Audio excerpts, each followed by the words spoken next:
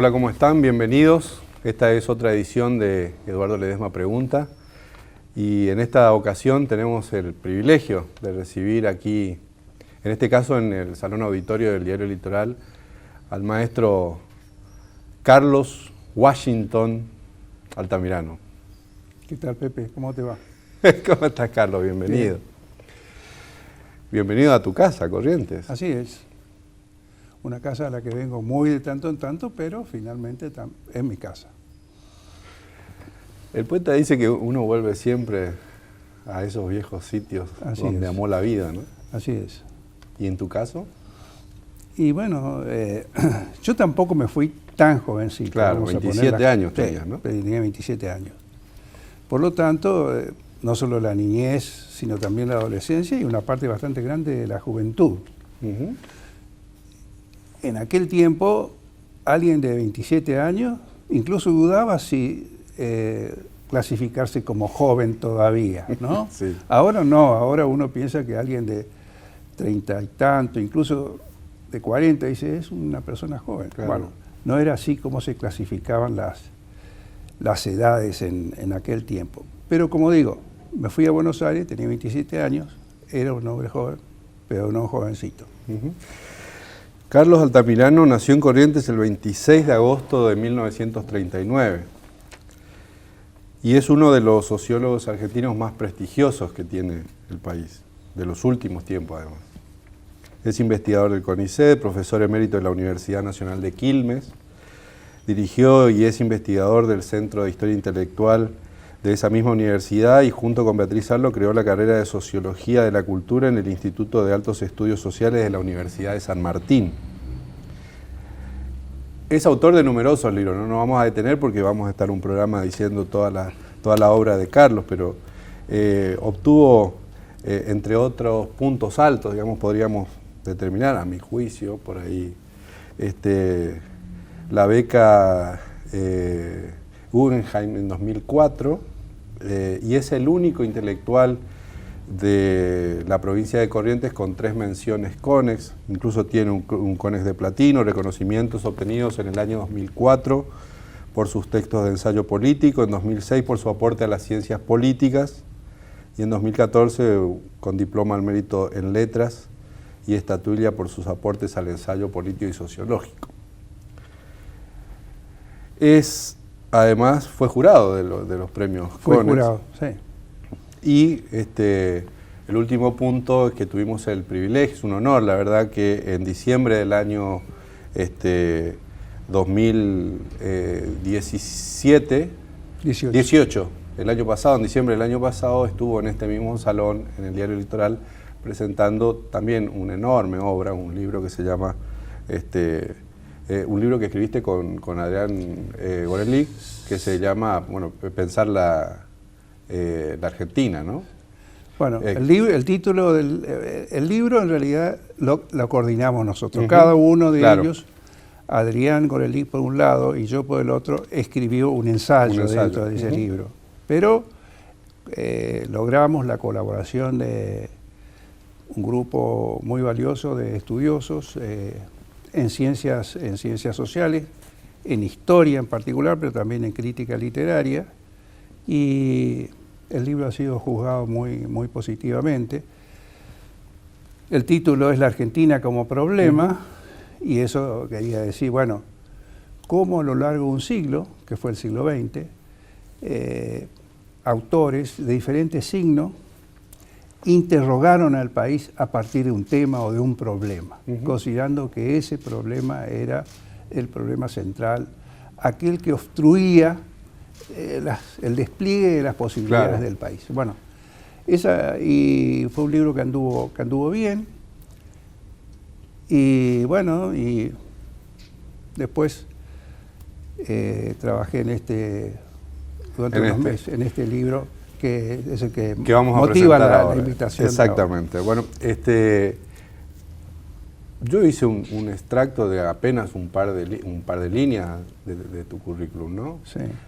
Que habla un poco de tu derrotero profesional. Sí. Pero ¿quién es Carlos Altamirano? Bueno, esa es una pregunta que yo no sé si yo podría responderla, porque Me hice varias preguntas al escribir este libro, porque la directora de la colección, Graciela Baticuore, invitó a varios autores de diferentes disciplinas, escritores entre ellos, pero también historiadores, críticos, a contar su experiencia de lectores, sin sugerir qué camino debían tomar. Cada uno debía elegir cómo encarar eso. Yo di bastante vueltas antes de decir que sí. Me tentaba la invitación, era una provocación tentadora, pero al mismo tiempo me intimidaba el hecho de que algunos de los autores fueran algunos de los autores fueran de los escritores que yo admiraba, que me gustaba leerlos. Y por otro lado, dar el paso de decir sí, acepto, era dar un paso en el sentido también de mi identidad. Es decir, era yo también un autor, cuando en realidad siempre me consideré alguien que escribe sobre otros, sobre lo que otros dicen, ¿no? Escribo sobre mis lecturas. Por lo tanto, estaba como alguien que trabajaba en un discurso segundo, vamos a decir así. Y acá en este caso he dado un paso y hablar de mí y hablar de cosas que son las cosas que uno comenta con los amigos, ¿no? Ha tomado unas copas, puede ser de cerveza, de vino, y cada uno comienza a contar experiencias, entre otras experiencias de lectura. Bueno, el segundo paso que uno tiene que dar, creo yo, por lo menos me ocurrió a mí, era ¿qué tono darle? ¿Qué tono darle a esta evocación? Claro. Me hubiera gustado tener mano para darle un tono de una historia cómica, ¿no? Ah, mira. Pensando en El Quijote, ¿no? Y El Quijote es un libro que tiene muchas cualidades, entre ellas también su comicidad, ¿no? Y verme a mí porque yo podría decir, bueno, yo también fui un tipo a quien los libros le sorvieron el seso durante mucho tiempo. Pero ya vamos a hablar, estamos hablando de Estaciones, que es el libro que Carlos presentó en la Feria del Libro que Acatí, a modo de estreno nacional. Pero me estás evadiendo la pregunta. A ver. ¿Quién es Carlos Altamirano? La persona. Bueno, te vuelvo a decir, no sé si alguien que buscó sin saberlo definir qué quería hacer en el mundo a partir de lo que tenía. Esto me hace acordar una frase de Joe Louis. Joe Louis era un gran boxeador norteamericano, negro, campeón durante unos cuantos años de peso pesado. Bueno, cuando él se retira va a caer en la pobreza, se va a deteriorar su vida. Y hacia el final de su vida le preguntan por él, por su trayectoria. Y dice, hice lo que pude con lo mejor que tuve. Bueno, entonces yo respondería algo así como lo que dice Joe Louis, ¿no? Vos me preguntás, ¿quién es Carlos Altamirano? Alguien que trató de hacer lo mejor que podía con los recursos que tenía. Y algo de eso me impulsó cuando escribí. Y la gente en general, digamos, cuando le pone la etiqueta de, bueno, sociólogo porque está acreditado, pero intelectual. Sí, ese es un nombre genérico, ¿no? Claro. Uno puede ser un escritor, puede ser un sociólogo, un historiador, un psicoanalista, un arquitecto, ¿no? Alguien que tiene alguna competencia en algún campo y eso le da como una autoridad para hablar de cosas generales. Ahora, ¿vos querías ser eso? Esa era la... En un momento yo estaba muy atraído por la idea de construirme como un intelectual, ¿no? Y eso que en tu casa no había libros, no había tantos libros. Pocos. Ahí mi madre era maestra, pero el que tenía la palabra autorizada para hablar de las cosas del mundo, incluso de libros o recomendar libros, era mi padre, que era un autodidacta. Y lo que había, me acuerdo que había un mueble chico con no muchos libros, y esa familia estaba alentada por lo que llamo la buena voluntad cultural. Es decir, la creencia y la apuesta a que la suerte de alguien de nuestra condición social, clase media pobre o modesta, que puede hacer a través de la lectura mejorar su situación en la vida social a través de la lectura, ¿no? A través del capital intelectual. El capital intelectual. Eso ya era hablar demasiado como un sociólogo. Pero era a través de la lectura hacerse, ¿no?, de un haber que te permita mejorar. Tu mamá te regaló tu primer libro. Mi madre me regaló el primer libro, que me quedó así en la memoria.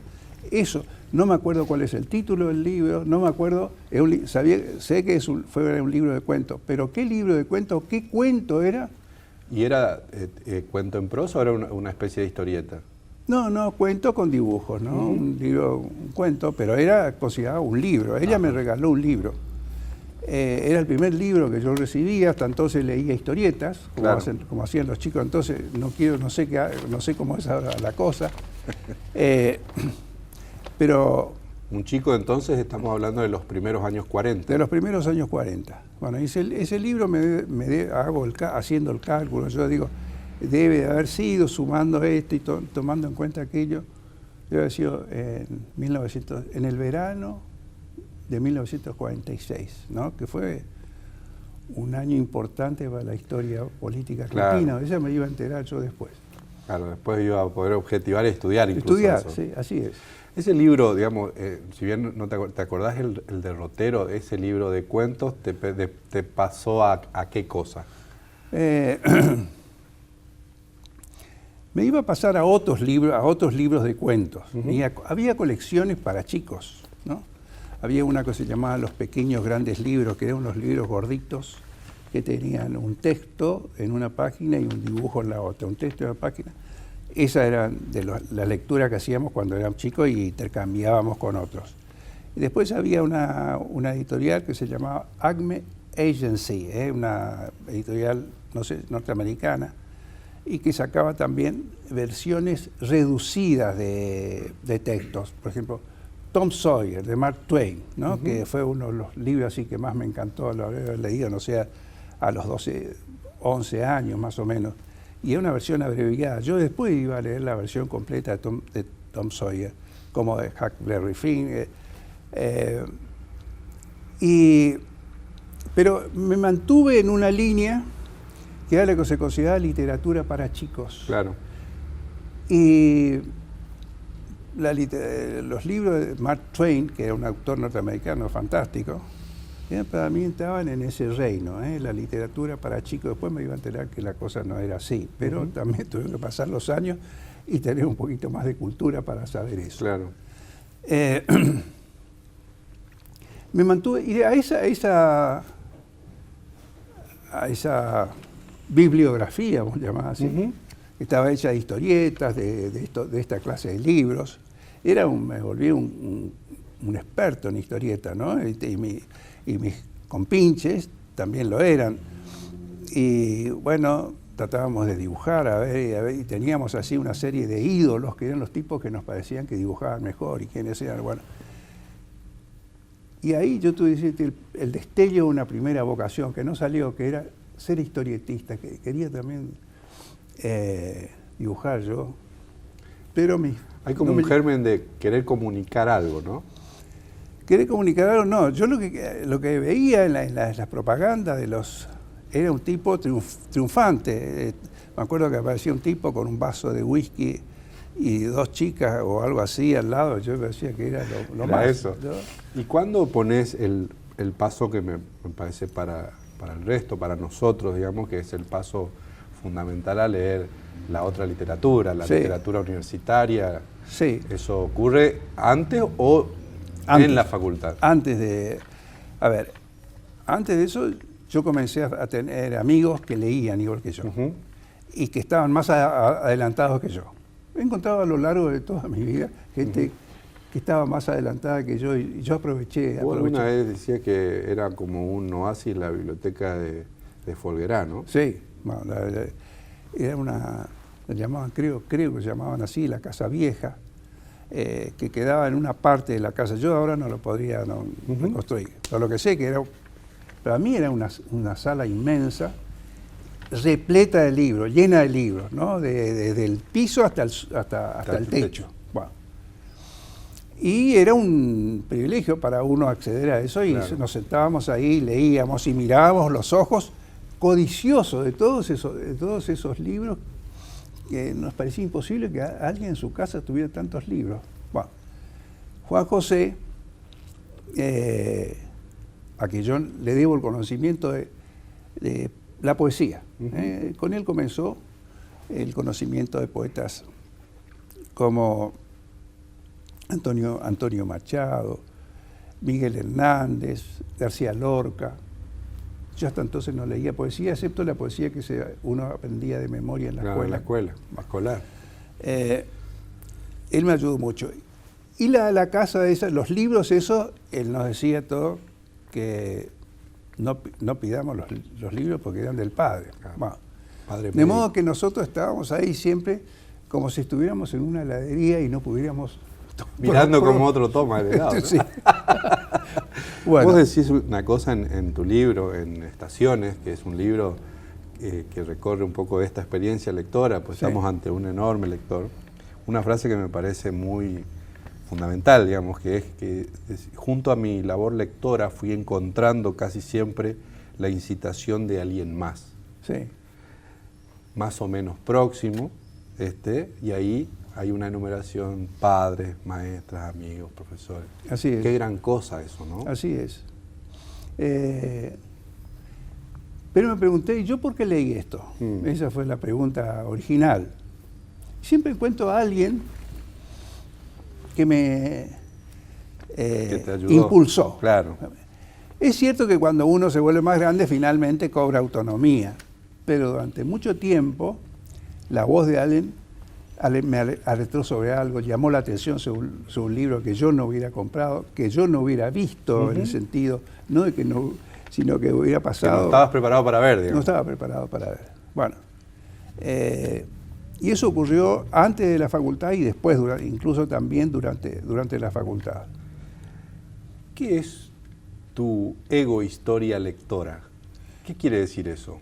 Ego quiere decir contar la historia de uno, ¿no? Y contarlo en el marco de un cierto ambiente, de un cierto contexto,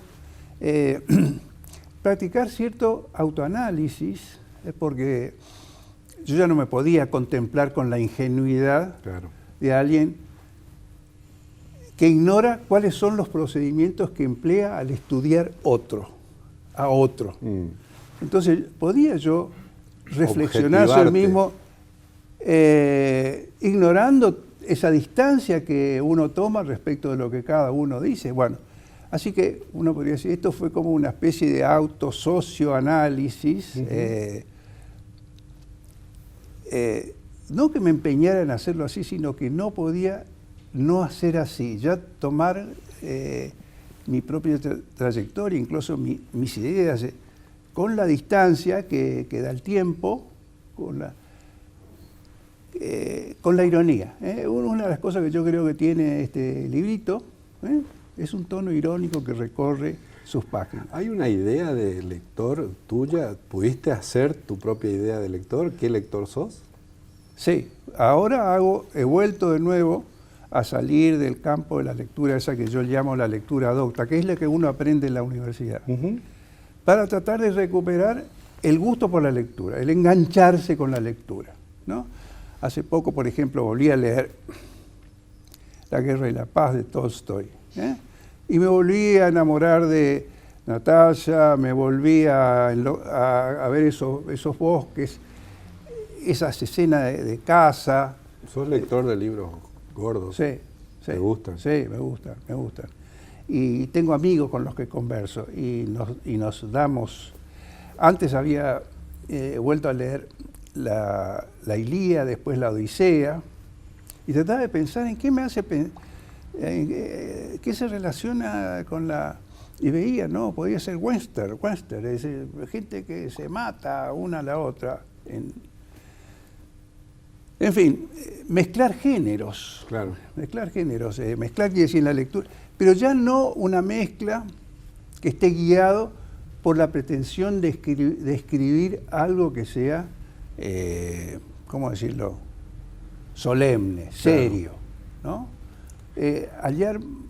Una lectura de placer y no utilitaria, digamos. Sí, no utilitaria, sobre todo y creo que todos en algún momento llegan a ese punto, a ese punto de querer recuperar aquella primera lectura en que uno se entregaba ahí, no podía largar y remoloneaba para ir a almorzar, remoloneaba para ir a cenar, daba vueltas. Claro. Fernando Veleta contó hace poco, ¿no?, de esta relación tuya con Piglia. Sí. ¿Cómo es eso? Bueno, él decía que vos un poco lo divulgabas cuando nadie lo conocía a Piglia, ¿no? Bueno, cuando yo llegué a Buenos Aires, lo conocí muy pronto por una circunstancia así, como se llama, accidental. Algunos jóvenes fuimos convocados para participar en la creación de una nueva editorial. Yo hacía unos meses que estaba en Buenos Aires. Y ahí en Buenos Aires tenía un amigo, Gerardo Pizarello, que era mucho más grande que yo. Y entonces él me dijo, vos sabés que Sarita Jorge, que era una editora, me dijo, vos que conocés a jóvenes, ¿por qué no decís a alguien quiero armar un equipo de jóvenes para hacer si se puede andar una editorial? Bueno, y ahí fui a unas cuantas reuniones, después salieron algunos libros de esta editorial que se llamó Estuario. Bueno, ahí lo conocí a Ricardo. Bueno, Ricardo también era un joven, él tenía él tenía un año menos que yo, pero era un tipo conocido en el pequeño mundo de la izquierda literaria, claro, ¿no? Y era así un tipo, como se dice en inglés, en la literatura norteamericana, hard boiled, ¿no? Un duro, ¿no? Ahí tiene hard boiled. Entonces, cultivaba ese estilo, ¿no? ¿Cómo se llama? Pullover esos con polera, como se dice, ¿no? Negros. Era así medio entre existencialista y escritor norteamericano. Y ahí comenzó una relación que duró años, te diría que hasta su muerte. Después se fue deshilachando porque él vivía mucho tiempo en Estados Unidos. En una entrevista que se publicó en el Diario Litoral hace un tiempo, Carlos Lescano trae, que te hicieron a vos en la radio, trae una cita de Daniel Pennac que sostiene que el verbo leer no soporta el imperativo. Así es. Y viste que hay una discusión ahí entre cuando uno se está formando de que necesariamente tiene que soportar, digamos, cierto trayecto para que después pueda determinar su propio trayecto. Así es. ¿Crees en eso? Bueno, yo pensé mucho en este. Es un lindo libro este escritor, y que está destinado a ver, bueno, cómo estimular la lectura entre los adolescentes. Y está esta idea, ¿no? No tolera esto, tenés que leer, ¿no? Bueno, no soporta el imperativo. Eso es. Entonces, y yo dije, ya me ocurría eso. A mí también puedo decir así. Bueno, yo nunca tuve a alguien que me impusiera una. Pero la prédica de mi viejo, de mi padre, y cierto control. Claro. Había como un deber ser ahí. Una presión. Claro. Una presión. Uno podía ser sensible a la presión o no. Yo fui sensible a la presión. Sí, vos decís que un poco ser docente, digamos, como sí, aleccionar al sí, otro. A los otros, ¿no? Es de tu padre. Él tenía eso en los almuerzos, ¿no? Decirnos a todos cómo marchaban las cosas, qué teníamos que pensar de Norteamérica, de Rusia o del mundo. Y para nosotros su palabra era sagrada. Claro. Una línea también muy importante de este libro, Estaciones, sí, dice que la fe en los libros se me fue transmitida. Sí. ¿Qué es la fe en los libros? La fe en que hay allí, para volver Al nudo. a la expresión que vos empleaste, ¿no? La de que hay allí un capital, uno no tenía idea de esta noción, pero que sí, había ahí algo importante y que ayudaba en la vida. Lo que descubrí ahí, la zona de lo que se llama lo imaginario, ¿no? Eso es lo que uno se entrega. Y eso quería decir a veces el miedo, leer algo que da miedo, y uno sigue leyendo, y tiene miedo, y sigue leyendo, y tiene miedo. O bien el suspenso, o bien el amor.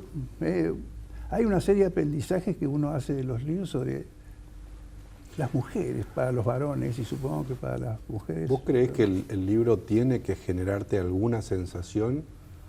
¿O vos Sí. sos de los que lee hasta el final, independientemente de que no se le mueva un músculo? Bueno, eso depende de lo que tenga que hacer, ¿no? A veces lo tengo que hacer y entonces leo sin que se me mueva un músculo ni nada, porque es parte de mi trabajo. Pero con el tiempo fui entendiendo que había libros que no estaban hechos para mí y que podía abandonarlos sin que eso fuera Sin una culpa. catástrofe. Hasta aquí la primera parte de esta entrevista que vamos a seguir la semana que viene para aprovechar todo este mundo de conocimiento que nos está dejando Carlos Altamirano. Muchísimas gracias y hasta la próxima.